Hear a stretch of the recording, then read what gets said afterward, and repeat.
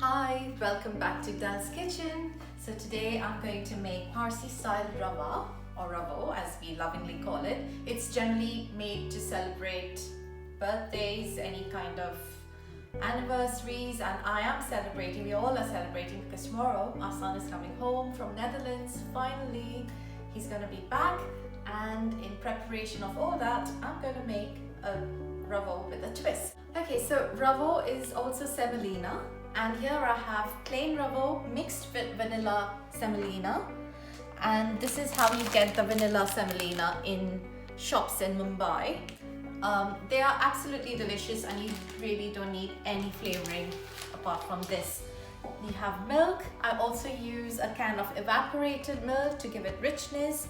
I've got condensed milk which I've substituted for sugar, and there are a mixture of nuts over here which I will fry in pure homemade ghee, and I have vanilla sugar, or you could use vanilla pods or even vanilla extract, but I really swear by this. So if you get vanilla sugar where you are, please feel free to use that.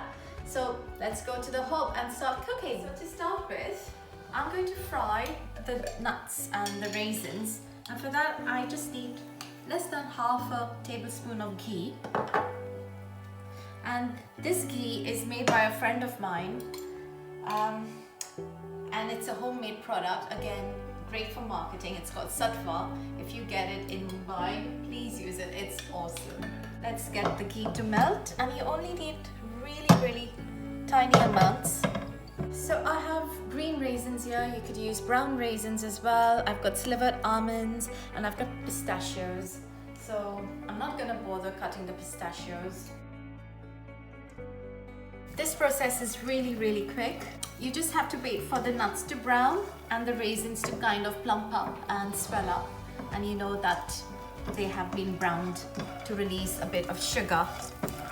Same pan, I will start frying the Rawo as well, the semolina. But before I do that, I'm just going to warm up 500 ml of full fat milk. And it's essential that when you pour the milk into the Rawo, that it's warmish, it's not cold, so it kind of starts cooking faster and the semolina swells up. Using ghee, this time I'm going to use 1 whole tablespoon of ghee to fry the semolina.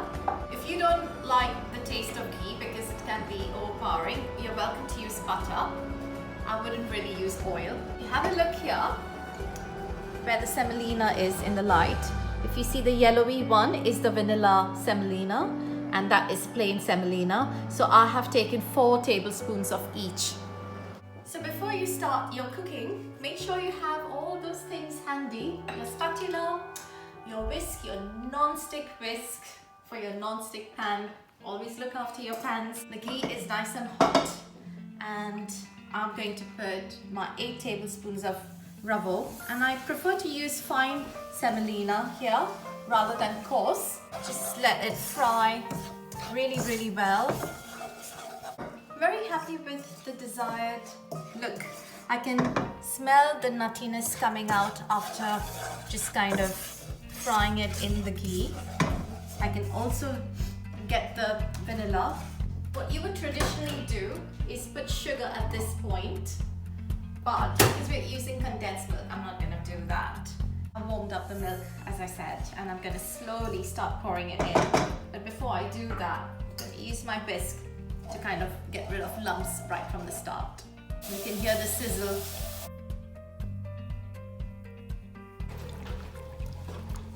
After pouring the first cup of milk, you can already see that the semolina has thickened. So I have decided to put another half cup, which is another 500 ml. So before I put the further ingredients, I'm going to put a little bit more milk, get it back on the hob. I'm going to use half a can of evaporated milk, and evaporated milk is just thickened milk. I'm going to use half first and see how it goes, because I'm one of those people who will taste it, test it, and see if I need more. Condensed milk, which of course we need, and this is going to be a sugar substitute. I've put half a can of evaporated milk, 1 whole can of condensed milk. I've tasted it and it's perfect. This is where all the hard work happens now. So if you've got children who don't know what to do with their time, this is where they should come in and start the stirring process, because this is all the hard work required and it will actually cook the rava really well on slow fire. I'm gonna keep slowly adding the milk. I can feel it thickening already. Vanilla extract or vanilla sugar. Now this is not really sweet sugar, it's more vanilla, so I'm going to put 2 and it'll be more than enough. Give it a good stir. When we cook ravo, we also kind of flavor it with nutmeg, and you don't have to because some people don't like nutmeg, and I just keep very little, so just grate a whole nutmeg. Minutes later, we are still stirring and stirring and stirring, but it's thickening. As you can see, it's catching on the sides. If you can see the semolina, it has swelled up. So whatever you do, folks, just make sure that your ravo doesn't boil. It is a tedious task, but the rewards are amazing. It's now to the point where it's thickened quite a bit. I still would prefer it to be nice and thick. And I'm so proud of myself because it's totally lump-free. There are absolutely no lumps. I'm really happy with this consistency. As you can see, it's really thick now. And I'm going to swap the whisk for the non-stick spoon, and I'll show you just how thick it is.